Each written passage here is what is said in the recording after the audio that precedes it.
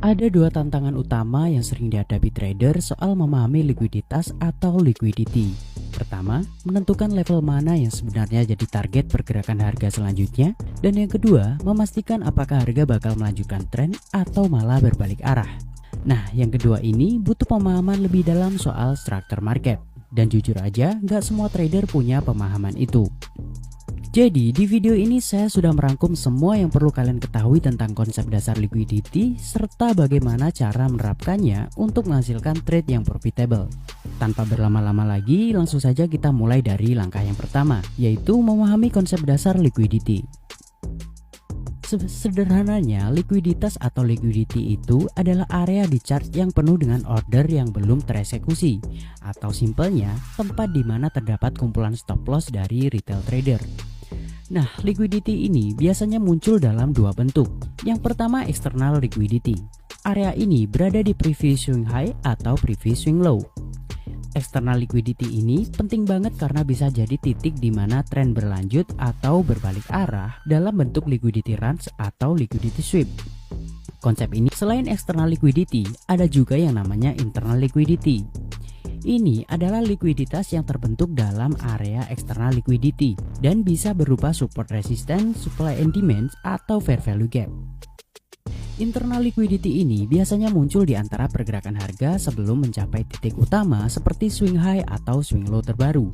Area ini seringkali menjadi jebakan bagi trader yang open posisi terlalu awal, karena harga bisa menggunakannya sebagai bahan bakar sebelum harga benar-benar mencapai tujuan akhir, yaitu external liquidity. Nah, yang gak kalah penting, kita harus perhatikan gimana harga berinteraksi dengan kedua jenis liquidity ini. Soalnya kombinasi keduanya bisa kasih petunjuk kemana arah market bakal bergerak selanjutnya. Sebagai contoh, di sini kita bisa melihat pergerakan uptrend yang dikonfirmasi oleh breakout structure ketika harga menembus swing high terbaru. Dengan adanya swing high bullish baru ini, kita sekarang memiliki level external liquidity.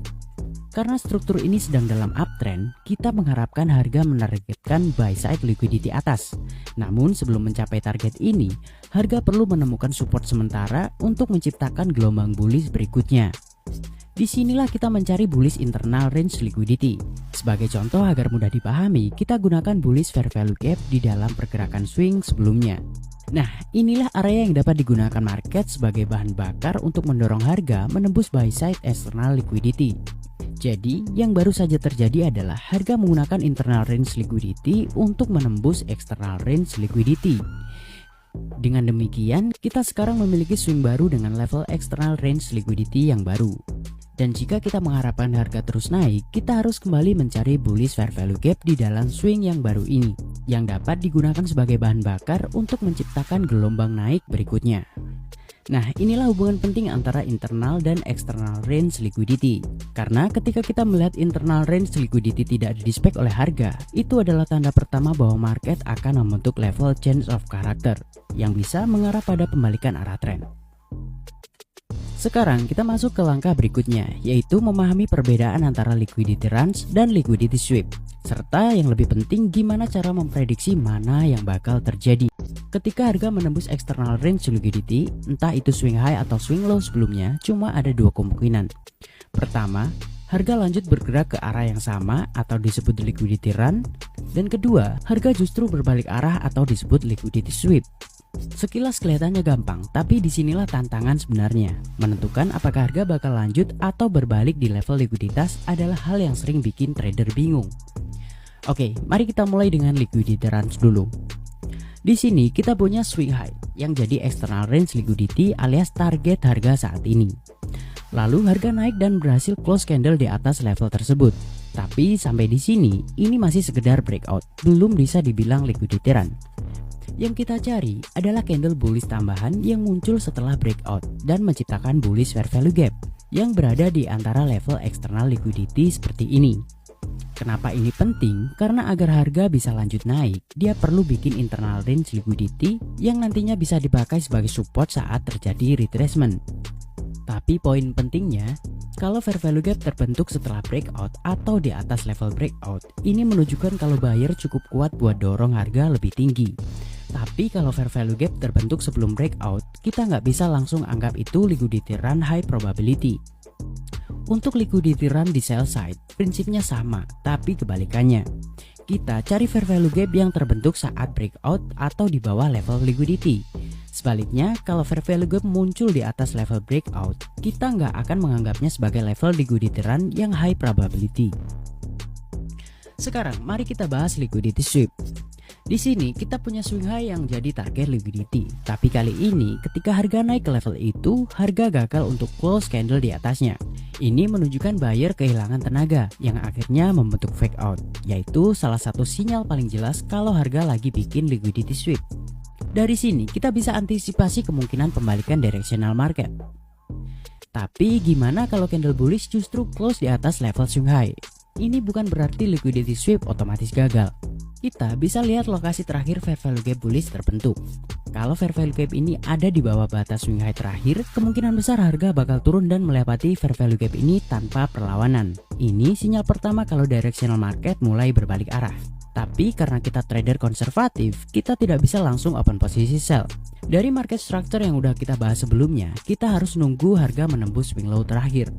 Kalau itu terjadi, maka terbentuklah change of character. Dan ini sinyal kedua bahwa directional market mulai berubah. Tapi terkadang kita masih butuh konfirmasi akhir. Kalau setelah change of character harga ninggalin bearish fair value gap, ini bisa jadi resisten kuat buat seller, yang nantinya bakal mendorong harga turun lebih jauh. Sekarang kita bakal bahas gimana cara nentuin setup liquidity yang telah kita bahas tadi pakai top down analysis buat nyusun setup trading yang lebih akurat. Directional market. Pertama, identifikasi directional market. Di sini kita analisis chart di time frame H4 dan melihat bahwa arah market saat ini bullish, dikonfirmasi terjadinya break of structure. Artinya kita hanya akan cari peluang buy dalam range ini. Kedua, cari entry point yang optimal. Karena kita tahu direction market bullish, sekarang kita cari bullish fair value gap yang terbentuk dalam swing ini. Tapi ketika harga koreksi, kita nggak langsung buy hanya karena harga masuk ke area fair value gap di H4. Kita perlu konfirmasi tambahan biar entry lebih valid. Caranya turun ke time frame yang lebih kecil seperti M15 untuk konfirmasi. Di M15 kita melihat bahwa arah market masih bearish, dikonfirmasi dengan terbentuknya break of structure ke bawah. Karena kita mau buy berdasarkan arah market yang lebih besar, kita butuh lihat reversal di M15 biar sejalan dengan bullish order flow di H4. Caranya tandai area external range liquidity di M15. Ketika harga terjadi sweep, ini tanda awal akan terjadinya fase reversal.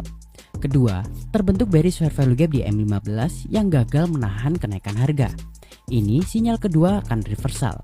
Ketiga, di sini terbentuk change of character yang memperkuat sinyal akan terjadinya reversal.